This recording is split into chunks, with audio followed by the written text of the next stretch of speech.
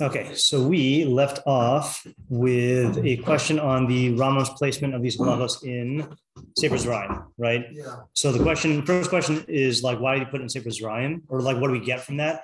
And the second question is the ordering, okay, which we have kilayim, and then Matnos Aniyim, which is where Tzedakah is, then Trumos, Maestros, Maestro Sheni, Veneta Ravai, Bikurim, Imshar Matnos, Kunisha Bubulin, and Hilchos Matnos Aniyim. And I told you I had another answer, which it didn't work out. So I'm going to say it. But Isaac's answer, I think, is good. Remember Isaac's answer?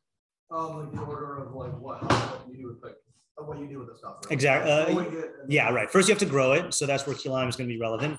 Then once you harvest it, then it becomes, then while you're growing it, then there's certain matnos aniyim like peah and stuff, right? And then that's really when you're at the end of the harvest. And then once you have the produce, then you do all these trumos and maestros.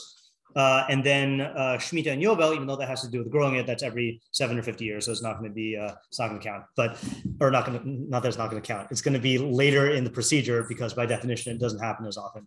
Okay. But then does anyone have any ideas about like what we see? Like, how does this shift when you think on a Sfarim level, right? How does this shift our view that it's in Zera'im instead of, we said Shoftim would be a candidate, maybe Mishpatim because it deals with Mammon, maybe Hamada in Deos, yeah. Sure. It could be shifting us from maybe the outward viewpoint of like what you're doing with the ani, and more of like your relationship with like your financial your income in a sense. Okay, that's interesting. So you're saying that it's not in a Bein Adam L'Chavero framework as much, like these mitzvos by and large, even though there are Bein Adam L'Chavero, really has to do with your relationship with the land, with the money. Yeah, with like money. Yeah. Also, I don't feel like it's just mine that much because they all sort of already going into it, you could see it didn't really fit well into any of them. So it's just a question of which one had the thing that was most connected to. And then once you already know, you have the very select and Peah and Zera'im, then it's just right. I mean, you could say that, but I do think that there is an argument for putting it in Shoftim if you're going to say that it has to do with building the society. You know, like in the Psukim themselves, even though there are mitzvos of Peah and Leket and stuff, the mitzvos really deal with in Devarim when one of your brethren becomes impoverished. You know, you should take care of him. So, or in really the other place specifically in Deos is in chapter 6 of Deos, which deals with Bein Adam L'Chavero stuff, like V'havta L'Recha Kamocha, V'havta Mesager, you know, that kind of thing. So, so I think it's reasonable to say that. So one hint about where you go when you want to understand why Rambam put something in one of the Sfarim, where do you go other than looking at the contents of the Sefer? This is a move. And not the Koseres? And aside from the Koseres, yeah. I mean, when you say Koseres, you mean like the formulation of the mitzvah at the beginning of the section? Yeah. It could be pasuk that he Bingo bango, right? So the pasuk that he quotes at the beginning of the book, that the Rambam puts there to like summarize the theme of the Sefer. Here it's in Zera'im, it's Tehi yadcha la'azreini ki pikudecha bacharti. May your hand, God's hand, be to assist me because I have chosen your mitzvos. Okay. Now, I don't say that there's an answer that emerges directly from there, but I think that might set your mind going in a certain way. I think it's just more, to like what I was saying, it's like a relationship you're supposed to have with money and how, you view like things as not like, this is more philosophically, like how you relate to like the fact that you don't actually, nothing's owed to you. Okay, so I think you're half correct, which is that you're putting it in terms of relationship with money, but I think you got to kick it up one level. Ultimately, everything is God. Yeah, everything is from God. And I think, and this might just be my association, what else do you associate with Yadcha and Zera'im? Yeah? Zora. Oh, okay. I mean, that's also true, but I'm thinking of a specific pasuk that we make a big deal about. Right? The idea of that yad is used to refer not only to God's power, but to God's provisions, And what this pasuk is doing is it's linking God's assistance of you through the mitzvos, through your field to your keeping of the mitzvos, So I think that what ends up happening, see, if you ask most Jews like, I think what you said is true, but I think if you ask most Jews, what's the philosophical theme of tzedakah? I think they would say something like what you're saying, and it wouldn't really capture Zera'im. In other words, they'd say it has to do with how I relate to my money, but really no, what is money? Money is, I'm not an economist, but money is ultimately going to be some sort of abstraction that allows you to exchange goods that ultimately come from Yad Hashem. In other words, it's tying this to allocation of the resources on the earth. And that's when we say, like last night, that everything belongs to God. God gives you, he provides for all of his creatures. That comes in the form primarily of sustenance, but then money is, what that translates into, and then you use that. So somehow, this is not a fully articulated idea, but I think this does tie into how you relate to the earth and how God provides you resources through the earth. Different way than we think of tzedakah, I think. Yeah.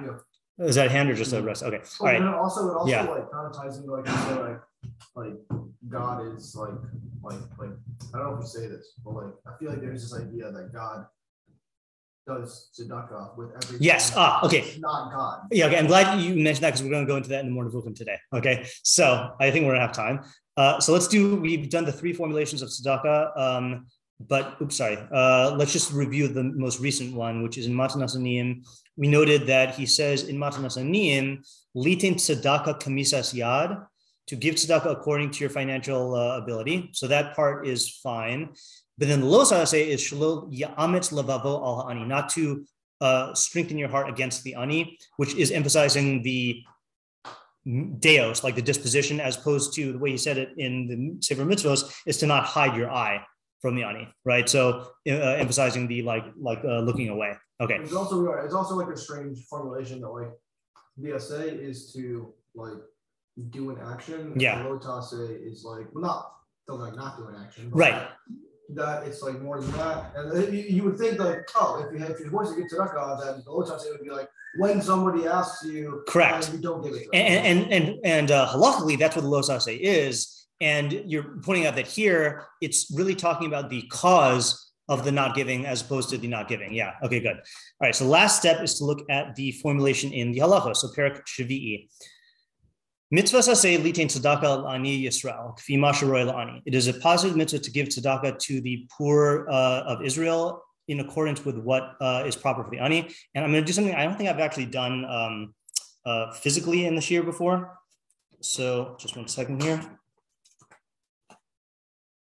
You want to guess?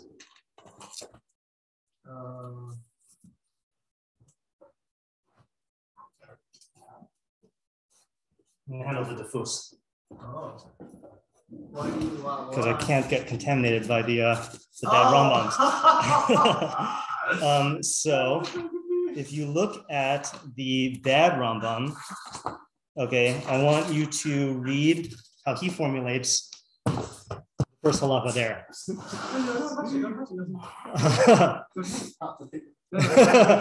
That's fine. Just read the first halacha. What's the difference? L'aniyim. Right? So the real Rambam, l'aniyim Yisrael. Big difference, right? Because what's the nafkamina? One is non-Jews. The nafkamina is non-Jews, right? So according to the Rambam, the mitzvah d'oraisa is to give to the Jews, right? Now we will see later on, it is a mitzvah to give to non-Jews as well, but it's not in the same category in the d'oraisa. Okay, it's because of darkei shalom, which is not just like political reasons. Darkei shalom is a real thing, but it's not part of the mitzvah. And in fact, if you look at the psukim, then what? Yeah,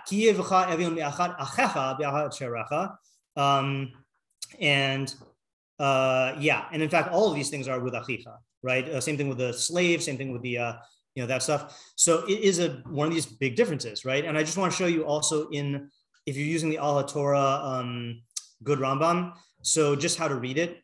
If you see the footnote here, Aleph, whenever you see the footnotes in the Shelat Mishnah Torah, it shows you the different girsaos. So Dalid stands for depus, and then he says it changes it from Aniye Yisrael to La'aniyim in the depus. and then he directs you to halacha Zayin, where it does talk about non-Jews. But so he just that's how I knew it. I don't routinely handle bad Rambams, but that's how I know it from here. Okay. All right, so now let's go back to the real stuff. Yeah, burn it now. All right. Okay. So it's mitzvah to give tzedakah to the Ani Yisrael kfi ma sheroy la'ani. Oh, and im yad hanosein maseges, if the giver has the ability to do so. Okay, let's actually use this as the opportunity to go to the Moreh Nevuchim, which the Makbili quotes here, but I'll show it to you inside. And this is going to also answer your question about what the difference between chesed and tzedakah is. Okay. Not your implicit question. Okay, so this is in the second to last chapter of the Moreh Nevuchim, and we've read this in this year before, but it's good to read it every once in a while because chesed and tzedakah are important. Okay, we're not going to read the whole chapter. He says, "Ukvar bi'arnu b'pirish avos ki chesed inyano hahaflaga be'eze davar shehuflagbo." Chesed means excess in anything that has excess. Okay, for good or for bad. V'shimusho b'haflaga b'maseh atov yoser, and its use in Tanakh is for excess of good action. And then he gives two categories of chesed. Acts of beneficence include two things. Giving to someone who has no claim on you at all. And two is is to give someone something that they do have a claim for, but in a greater measure than you owe them. Okay, so either you give it something to someone that you don't owe them, or you give it in a greater measure. So that's chesed. Okay, and he says more stuff also, but I want to get back to the halachos. Then tzedakah, he says, tzedakah he nigzeres mean tzedek, v'hu in Arabic that's ayin daled lamed, which means like yashar, or I think so. Okay, let's see what the footnote says. Okay, it's just the translation of tzedek. Precision, like exact precision. Okay, so like I think that's why the word righteousness is shared with the word right, like R-I-G-H-T, like it is the right amount. That's what tzedek comes from. Okay, upirusho lahavi. Now he gives two definitions: lahavi lechol bal zchus es hamagielo, to give to someone who has a claim what is owed to them. Okay. V'litin lechol matzui min hanimsaim kfi haroylo, to give to any existing thing that which befits its existence. Okay, so the first one is like a legalistic definition. If someone has a claim to you, then giving them what is owed to them is tzedakah. And the second one is like a naturalistic definition, which is giving any like organism or existing thing what is befitting for it. Okay, which from there, and there's more to that, but we'll have to go to that later. From there, you see the shear of the Torah, which is, you'll see in a second. Oh, first, of course, the Pesukim. Shneimar, Pasoch tiftach es yadcha lo. You should open your hand to him. V'nemar v'hechazach debo. You should strengthen him. V'ger v'sosha b'cha imach. A ger and a dweller, he will live with you. V'nemar v'chiachicha imach. Your brother will live with you. V'chol ha'roe ani mevakesh. Anyone who sees an ani begging and hides his eyes from him, and doesn't give him tzedakah, over below sase. And this is the shear. Okay. In other words, we've talked about this in abstract of like if you clench your heart, but the shear is you see him begging and you don't give money to him. Okay, yeah. Supply to non-Jews. That we're gonna have to figure out. Okay, because what do you do when you're walking in like Times Square? Like, yeah, right. And there's also like what in Israel also like right. So we're gonna have to see the halachos. This is just the formulation of the mitzvah. Okay, try to avoid Aniyim from now until then, so you don't get into the situation. Okay, or give to them. All right. Shneimar los ametes levavcha v'lo sikvot es yadcha mechlicha ha'evyon. Okay, so don't clench your heart and don't clench your fist from the ani, your brother, the ani, the destitute person. Okay, let's read the Makbilis. So he said, so tzedakah is what I just read here. I think he's using his own translation. Milas tzedakah hi nigzeres min tzedek, upirusha lahavi l'chol bal zchus es magielo v'litin l'chol matzoi min hanimitzayim kfi haroylo. I think kfi ma sheroy ani, according to what is befitting for the ani. Dehainu de machshavah. That's what I want to get to, even though he's going to say that later. So since tzedakah is giving each existing thing that which befits their existence, for human beings, that's giving them what they need, which is going to have to be spelled out next week in the halacha of the shear. Yeah, is giving each existing thing that which befits its existence. So, for example, if you water a plant, that would be tzedakah for plants. So it's just I like the idea. Yeah. But when you say any existing thing, something that's alive, or like when I use the table, that's enough. So that's a good question. I maintain that. Did you ever see the? I know you listened to the mini-shiur. Did you see the cheat sheet? Yes. Okay. Yes. On the cheat sheet, I think I quote psukim that indicate. There's some psukim that indicate that God, like making the heavenly bodies operate, is an expression of His tzedakah, but I don't remember what the psukim are. You know, so I do think it is used that way, like loosely. For say again. Using things. Well, relating to things in the way that they were designed to function. To those things.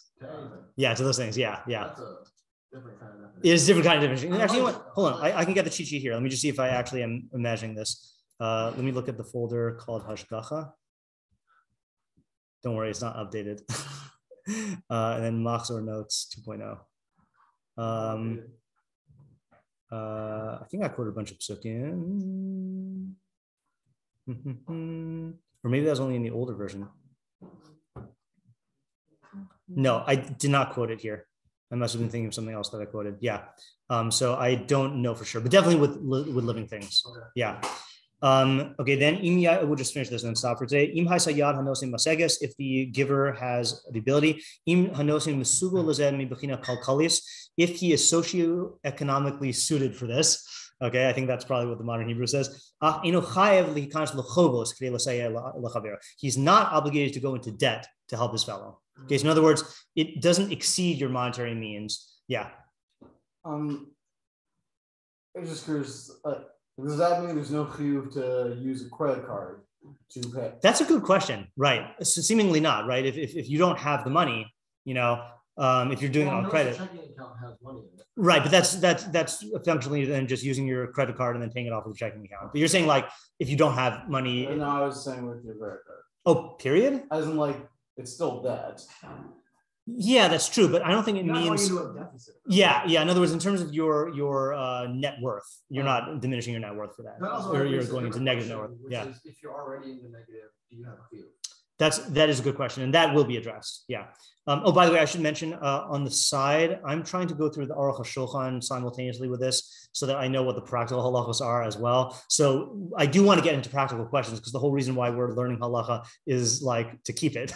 Yeah.